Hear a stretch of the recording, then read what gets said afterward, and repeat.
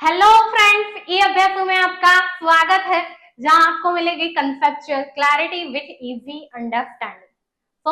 तो अब तक इजीली हमने सारा समझ लिया है, ठीक है, अकाउंट क्या है, कैसा है। And now recently we are looking basic accounting terms, ठीक है। तो बेसिक अकाउंटिंग टर्म्स में भी हमने काफी सारे वर्ड्स देख लिए हैं, ठीक है। लास्ट लेक्चर में हमने जो वर्ड्स देखे थे, जो टर्म्स देखी थी, वो कौन सी है? तो वाउचर अच्छे से समझ में आ गया, ठीक है। वाउचर किसे कहते हैं? तो वो क्या है? हमारा डॉक्यूमेंट है। कैसा है? डॉक्यूमेंट, वो भी कैसा? Supporting document. ओके, तो सपोर्टिंग डॉक्यूमेंट वाउचर। बाद में गुड्स हमने देखा है, the product in which business is dealing, उसको क्या बोलेंगे? हम गुड्स बोलेंगे, ठीक है। उसके बहुत सारे हमने एग्जांपल्स भी देखेंगे। परचेजिव का मीनिंग हमने देख लिया है। तो when we are purchasing goods, उसको हम क्या बोलेंगे? परचेजिव। गुड्स के अलावा किसी और चीज की खरीदारी को हम परचेजिव बोलेंगे नहीं। अगर हमने स्टेशनरी लाई तो उसे हम परचेज नहीं बोलेंगे। अगर हमने फर्नीचर बनवाया उसे हम परचेज नहीं बोलेंगे। अगर हमने कंप्यूटर लाए उसे हम परचेजिव नहीं बोलेंगे। हम परचेजिव सिर्फ किसको बोलेंगे? Only purchase of product in which business is dealing, ठीक है। जिसमें हम डील कर रहे हैं उसकी जब हम परचेज करेंगे, उसकी जब खरीदारी होंगी, उससे ही हम परचेजिव का नाम देंगे, ठीक है। जस्ट लाइक दैट सेल्स, ठीक है। तो the product in which we are dealing, उससे जब हम सेल करेंगे, माने कि उसको हमने क्या बोला? गुड्स। तो व्हेनेवर वी सेल गुड्स, उसको हम क्या बोलेंगे? सेल्स बोलेंगे, ठीक है। सेल्स कहेंगे। डिस्काउंट हमने समझ लिया है, ठीक है। डिस्काउंट में भी हमने अच्छे से समझ लिया है। डिस्काउंट पहले तो किसको बोलते हैं? कि प्राइस जो होती है उसको कम कर देता है, ठीक है। Reduction in price of the product, price of commodity और सर्विस, ओके। तो वो हमने देखा था डिस्काउंट में। और डिस्काउंट के दो हमने बाइफर्केशन भी देखे थे, एक ट्रेड डिस्काउंट और एक कैश डिस्काउंट, ओके। तो ट्रेड डिस्काउंट और कैश डिस्काउंट भी हमने अच्छे से समझ लिया है। अब हम जो देखने जाने वाले हैं वो है एक्सपेंस, ओके। चलिए पहले हम क्या करेंगे? एक्सपेंस के पहले एक्सपेंडिचर देखेंगे। This is a wider term than expense, ठीक है। तो हम पहले एक्सपेंडिचर देखते हैं, बाद में हम देखेंगे एक्सपेंस। चलिए, तो व्हाट इज एक्सपेंडिचर? यहां लिखूं मैं एक्सपेंडिचर।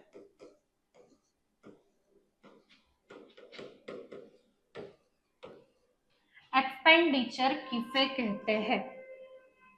आपको पता है? हाँ मैम, हमने थोड़ा थोड़ा तो आइडिया है। एक्सपेंडिचर करना, एक्सपेंस करना मतलब खर्चा करना। हाँ, यू आर राइट, खर्चा ही करना है यहाँ पे, ठीक है। लेकिन यहाँ पे सिर्फ खर्चा करने का मीनिंग थोड़ा वाइडर है। कैसा? तो यहाँ पे क्या होगा? देखिए, डेफिनेशन हम देखते हैं। Amount spent, expenditure means amount, पूरा लिखो अमाउंट, आधा अधूरा नहीं लिखना है, ठीक है। अमाउंट स्पेंट, अमाउंट स्पेंट और अमाउंट स्पेंट और मैम अमाउंट तो स्पेंड कर दी, और क्या आएगा? और लायबिलिटी इनकम, लायबिलिटी इनकम।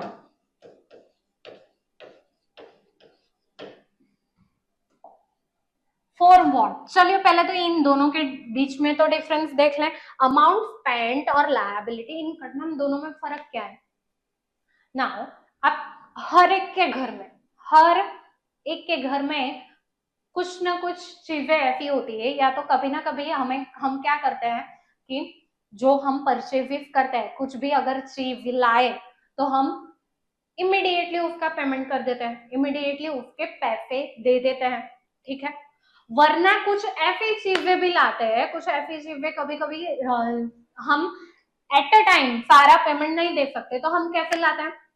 चीज ली, घर ले के आ गए, ठीक है। लेकिन हमने क्या किया, उसका जो पेमेंट है एट अ टाइम हमने इमीडिएटली पूरा का पूरा पेमेंट नहीं किया। हमने क्या किया, हमने बोला हम थोड़ा थोड़ा करके देंगे। क्या करेंगे, थोड़ा थोड़ा करके देंगे। ठीक है। तो लायबिलिटी इनकर्ड, लायबिलिटी इनकर्ड मतलब उधार लेना। अभी के लिए मैं आपको बोलूं तो लायबिलिटी हम वाइडर टर्म में आगे अभी देखेंगे, असेट्स एंड लायबिलिटी करके। ठीक है, वो आपका नेक्स्ट लेक्चर में आएगा। तो अभी के लिए मैं आपको क्या बता सकती हूँ, लायबिलिटी इनकर्ड मतलब आपने अपने सिर पे उधार लिया है। क्या लिया है, अपने सिर पे उधार लिया है। ठीक है, पैसे आपने नहीं दिए तभी के तभी, लेकिन आप बाद में दोगे उसके पैसे, 1 महीने बाद या 2 महीने बाद या कभी भी, जो भी दो पार्टी के बीच में डिटरमाइन होता है उसके बेसिस पे। ठीक है। तो एक्सपेंडिचर क्या है, amount spent for whenever you pay immediately amount spent, और liability incurred मतलब कि आप चीजें लेके आ गए, ठीक है, आपने बेनिफिट ले लिया, लेकिन आप पेमेंट कब करोगे, बाद में करोगे। ठीक है। तो अमाउंट स्पेंट और liability incurred for what ma'am, amount spent और liability incurred for purchasing, for purchasing effects, for purchasing effects, goods or taking services,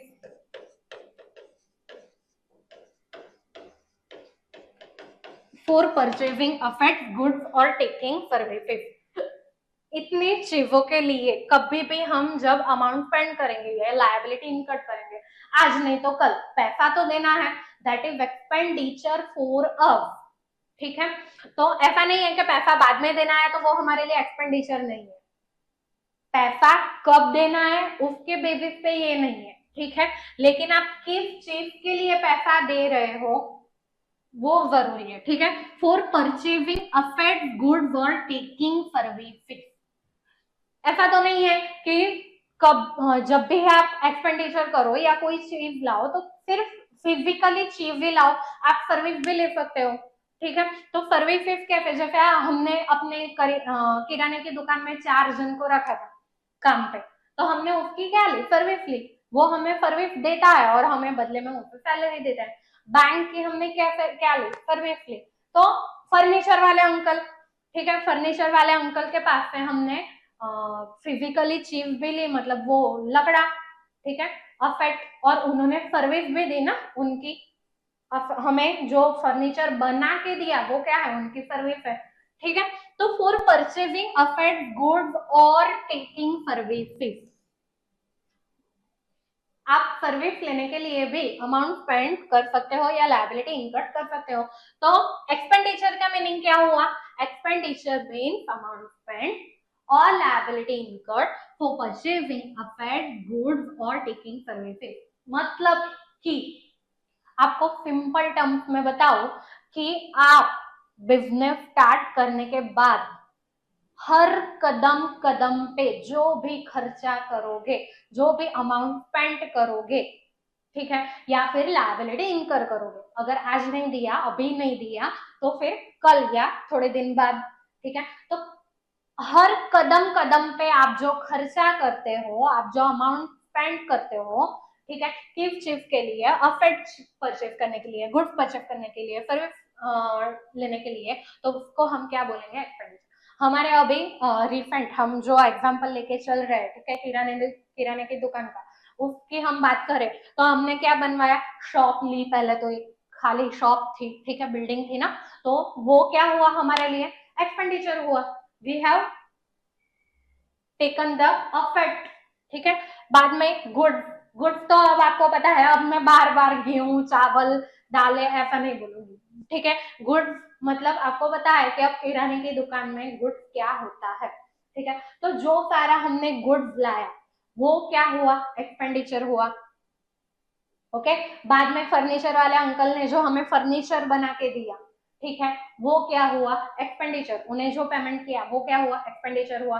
बाद में हमने काम करने के लिए जो लोगों को रखा, ठीक है, उसको भी हम क्या बोलेंगे, एक्सपेंडिचर।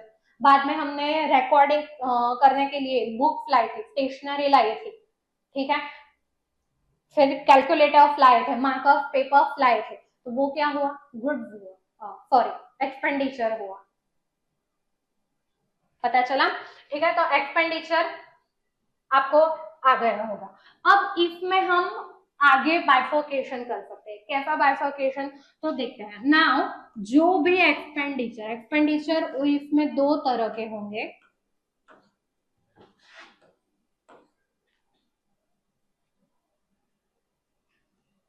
when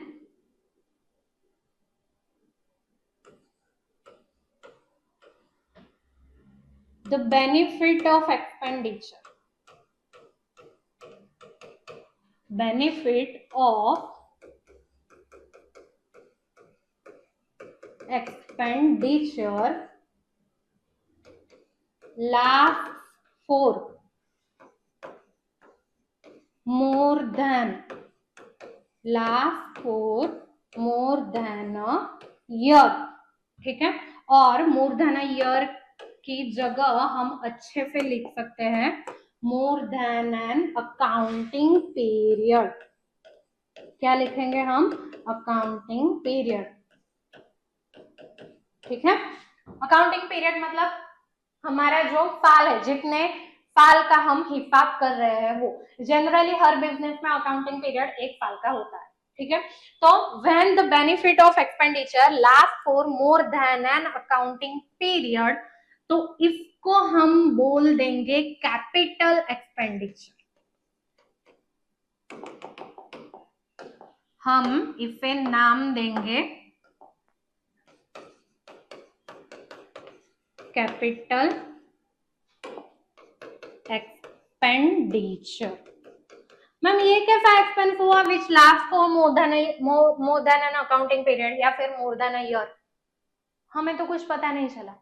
नाउ फिर हमने जो फर्नीचर बनवाया, जो हमने फर्नीचर बनवाने के लिए खर्चा किया, क्या एक साल में वो पूरा ना हो जाएगा, टूट फूट जाएगा? नहीं मैम, वो तो सालों साल चलेगा, उसका जो बेनिफिट है वो हमें साल दर साल मिलता रहेगा, ठीक है। तो मे बी 5 साल, 6 साल या 10 साल, depends on the quality of that would, ठीक है। तो मतलब कि हमने जो फर्नीचर बनवाया हमारी दुकान में, वो क्या हुआ, हमें एक साल से ज्यादा या फिर हमारा जो अकाउंटिंग पीरियड है उससे ज्यादा हमें उसका बेनिफिट मिलेगा, तो उसको हम क्या बोलेंगे, कैपिटल एक्सपेंडिचर। हमने सबसे पहले, चलो वो फर्नीचर के बाद छोड़ो, हमने जो दुकान खरीदी है, वो जो बिल्डिंग खरीदी है, उसके लिए जो एक्सपेंडिचर किया, उसके लिए जो खर्चा किया, ठीक है, तो वो भी क्या है, क्या आप बिल्डिंग हर साल बदल दोगे या फिर उसे तोड़ दोगे और दूसरी नहीं बनवाओगे? नहीं मैम, वैसा कैसा हो सकता है, कुछ तो प्रैक्टिकली बात कीजिए मैम, नहीं ना, ठीक है। तो उसका वो जो बिल्डिंग हमने खरीदी, तो उसका बेनिफिट हमें कैसे मिलेगा, साल दर साल मिलते ही रहेगा, 20 साल 30 साल, ठीक है, मिनिमम इतना तो होगा ही, 15-20 साल। तो वो भी क्या हुआ हमारा कैपिटल एक्सपेंडिचर। बाद में हमने क्या किया, रिकॉर्डिंग्स करने के लिए, ठीक है, हमारे दुकान अच्छे से चलने लगी, इतने सारे ग्राहक आने लगे, कंज्यूमर्स आने लगे, तो हमने क्या किया, हमने एक काम किया, एंट्री के लिए सारा हिसाब तो रखना है, ठीक है। अब लिख लिख के बहुत थक गए, तो हमने थोड़ा टेक में अपना पैर रखा, ठीक है। तो टेक्नोलॉजी में पैर रखा मतलब हमने क्या लाया, कंप्यूटर लाए एंट्री के लिए।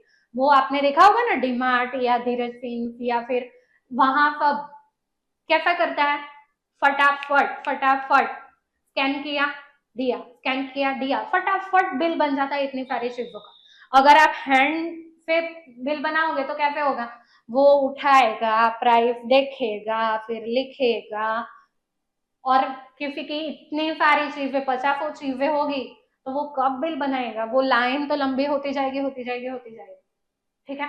तो हमने क्या किया, टेक्नोलॉजी में थोड़ी बहुत टेक्नोलॉजी इंट्रोड्यूस की और कंप्यूटर्स लेके आए, तो उसका बेनिफिट आपको कैसे मिलेगा, उसका भी बेनिफिट आपको साल दर साल मिलता रहेगा। ऐसा तो नहीं कि विद इन अकाउंटिंग पीरियड आप उसको आप फेंक दोगे या फिर वो डैमेज हो जाएगा या वेस्ट हो जाएगा, ठीक है, तो वो क्या हुआ, कैपिटल एक्सपेंडिचर। ठीक है, तो कैपिटल एक्सपेंडिचर बोलेंगे। और इसी को फिर क्या नाम दे दिया गया है, इसी को नाम दे दिया गया है असेट्स। क्या नाम दिया है, असेट्स। असेट्स भी हम वाइडर टर्म पे आगे देखेंगे। ठीक है, उसका एक स्पेशल पॉइंट है। इतने तक समझ में आया। ठीक है, expenditure for whenever you spend money और liability incurred for what, for purchasing effects goods और टेकिंग सर्विसेज, मतलब for anything if you spend money or incur liability, that is expenditure for your business।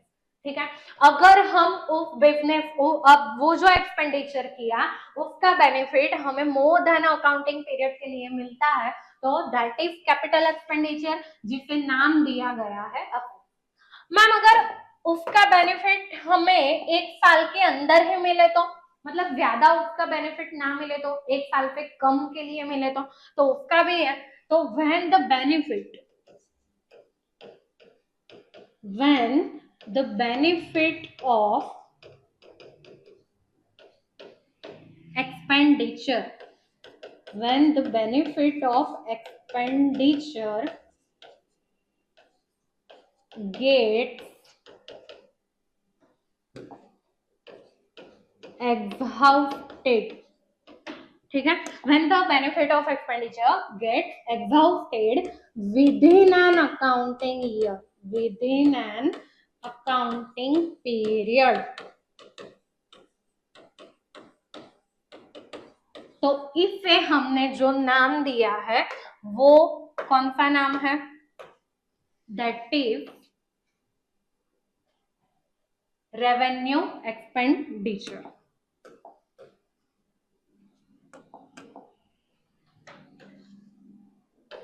इसे जो हमने नाम दिया है वो है रेवेन्यू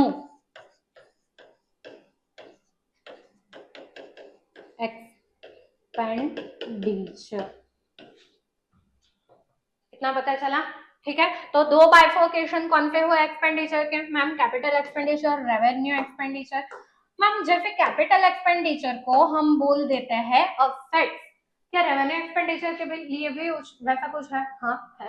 रेवेन्यू एक्सपेंडिचर को हम बोल देते हैं एक्सपेंसिव।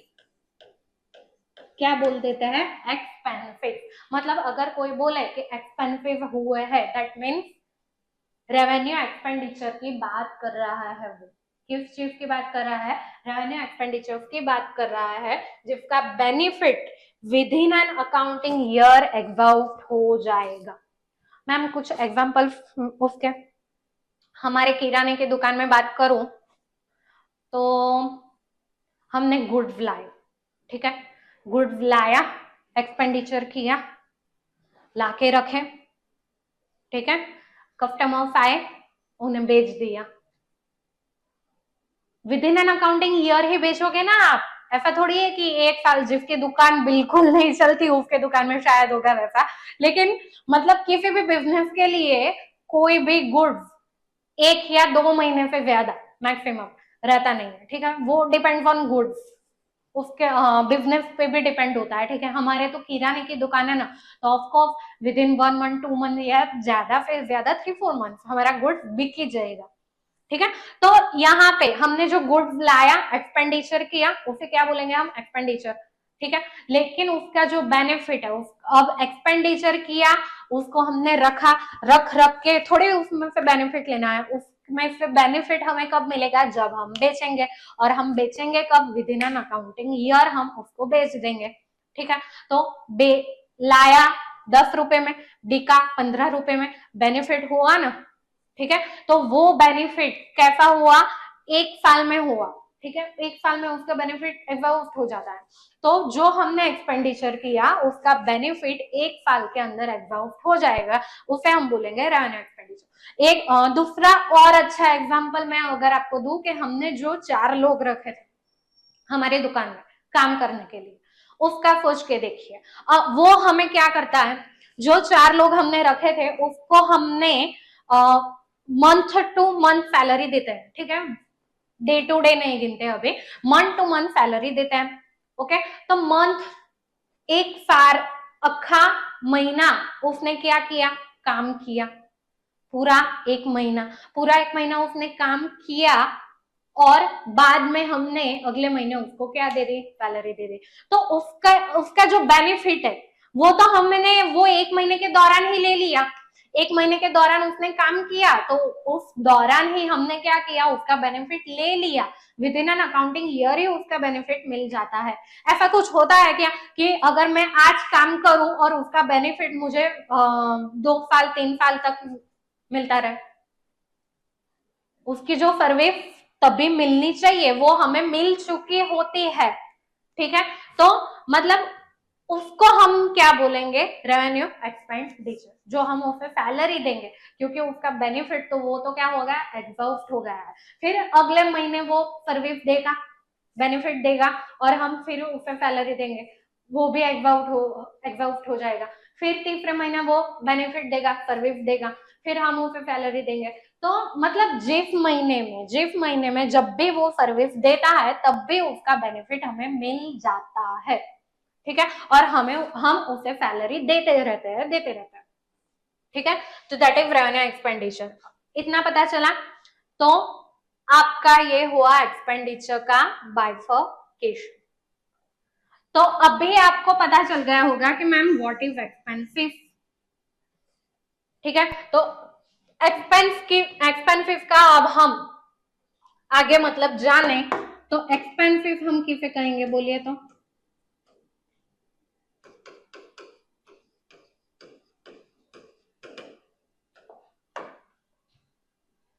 एक्सपेंसिव का मतलब क्या, चलिए तो एक्सपेंसिव का मीनिंग बताइए। तो अब आपको पता चल गया होगा मैम एक्सपेंसिव किसे कहेंगे। एक्सपेंसिव में भी हम क्या करेंगे, अमाउंट तो स्पेंड करेंगे ही, ठीक है, या फिर लायबिलिटी इनकम करेंगे। तो एक्सपेंसिव का मतलब क्या होगा, amount spent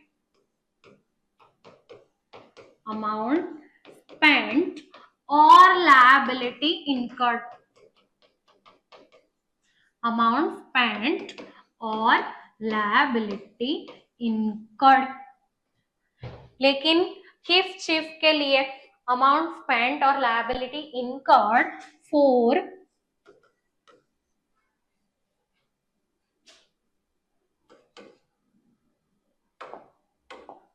earning, for earning revenue, for earning revenue, ठीक है। रेवेन्यू कब अर्न करेंगे, चलो रेवेन्यू का मीनिंग तो नहीं पता, अब भी हम देखेंगे, ठीक है।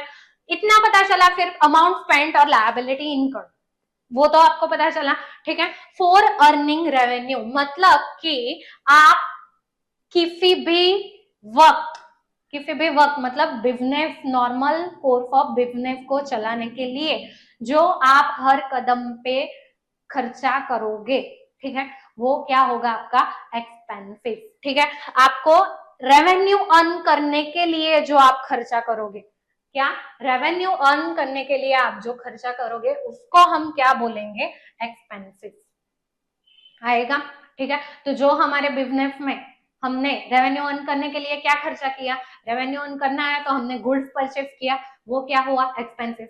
रेवेन्यू अर्न करने के लिए हमने क्या किया, तो 4 लोग काम पे रखे, ठीक है, वो क्या हुआ, एक्सपेंसिव। ये सारे एक्सपेंसिव एग्जॉस्ट हो जाएंगे with in an accounting period, ठीक है। तो एक्सपेंसिव का मतलब पता चला, अमाउंट स्पेंड और liability incurred for earning revenue, okay. तो अब रेवेन्यू का मतलब क्या होगा, चलिए आगे देखते हैं हम। एक्सपेंडिचर हो गया हमारा,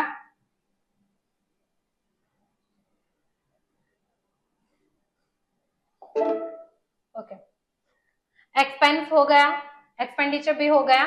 अब इसके बाद हम देखेंगे रेवेन्यू। तो रेवेन्यू का मतलब क्या होगा,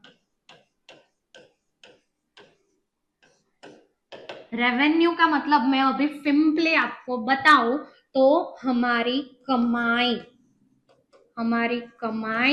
हमारी अर्निंग, हमने जो अर्न किया है वो, ठीक है। चलिए अब हमारी जो किराने की दुकान है उसमें आप बताइए कि आपकी मेन सोर्स ऑफ इनकम क्या है, मेन कमाई कौन सी है, आप किस चीज से कमाओगे, हम किराने की दुकान है, किराने का सामान खरीदेंगे, उसमें प्रॉफिट डालेंगे और बेचेंगे, वही हमारी मेन कमाई है, वही हमारी मेन सोर्स ऑफ अर्निंग है। ठीक है, तो वो उस चीज के लिए आप जो करोगे, ठीक है, वो क्या होगा, आपका expensive.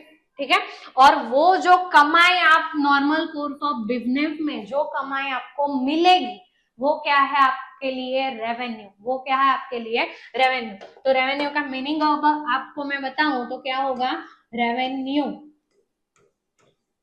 Revenue means amount, revenue means amount earn,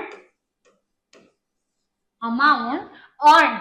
कैसे अमाउंट अर्न करेंगे हम, नॉर्मल कोर्स ऑफ बिजनेस में। ठीक है, amount earn in normal course of business, in normal course of business.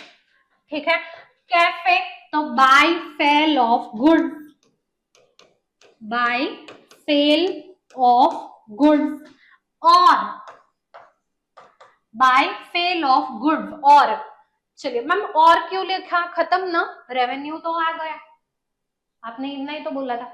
और चीज से आप कुछ कर सकते हो, और आपकी कुछ कमाई का स्रोत हो सकता है, अर्निंग के सोर्सेस हो सकते हैं। कैसे मैम, चल इतना पता चला ना। Revenue means amount earn in normal course of business. Normal course of business में हर रोज की जो एक्टिविटी आपके बिजनेस की होगी, ठीक है, उसके दौरान आप, उसमें आपकी सबसे मेन एक्टिविटी कौन सी है, सेल ऑफ गुड्स।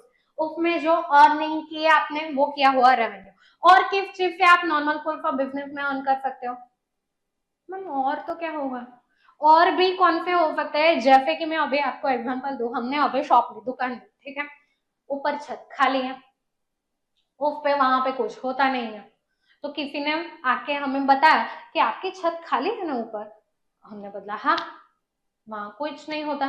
तो उसने बोला हमें कुछ काम करना है, छत पे हम आराम से कर सकते हैं, आप हमें अपनी छत दीजिए। तो हम क्या बोलेंगे, हाँ शौक से लीजिए, लेकिन बाद में क्विकली क्या पूछेंगे, भाड़ा कितना दोगे, लेकिन आप भाड़ा कितना दोगे।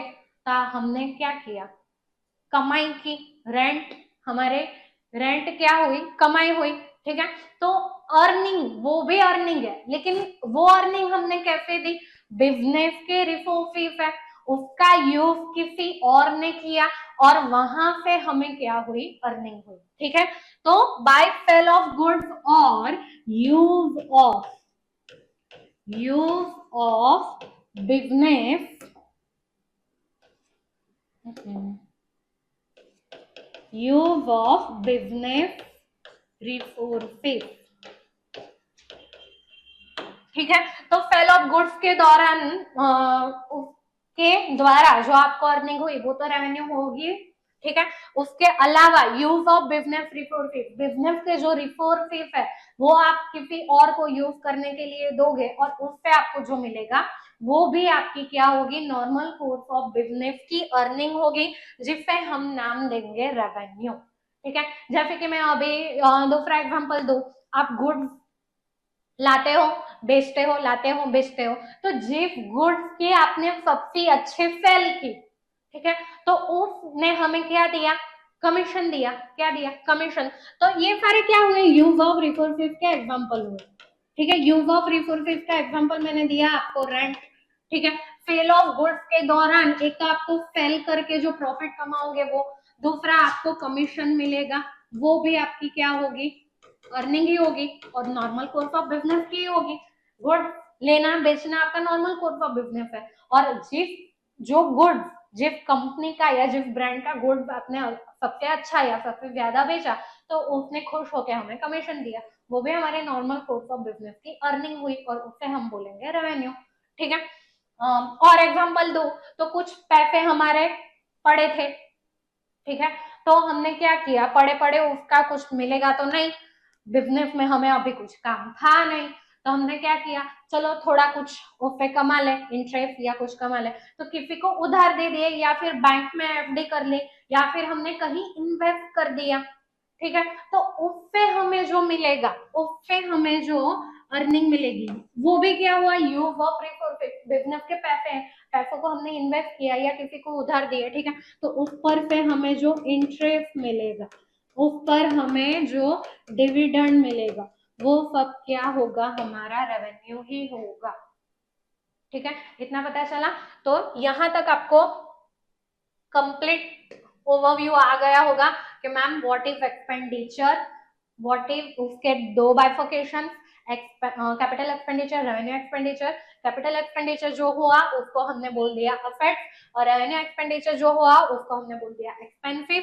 ठीक है, एक्सपेंसिव की डेफिनेशन भी हमने देखी, रेवेन्यू अर्न करने के लिए जो हम अमाउंट स्पेंड करेंगे या लायबिलिटी इनकट करेंगे। अब रेवेन्यू क्या हुआ वो भी आपको पता चला कि हम जो गुड्स लाएंगे बेचेंगे, ठीक है, और उसके दो अलावा जो यूज ऑफ बिजनेस रिसोर्सेज करेंगे। अब ये सारी चीज अर्न करने के लिए हम जो एक्सपेंस करेंगे उसको क्या बोलेंगे हम, एक्सपेंसिव। ठीक है, रेवेन्यू भी समझ में आ गया, तो यहाँ तक ओके। तो आगे हम नेक्स्ट टर्म नेक्स्ट लेक्चर में देखेंगे, तब तक मिलता है।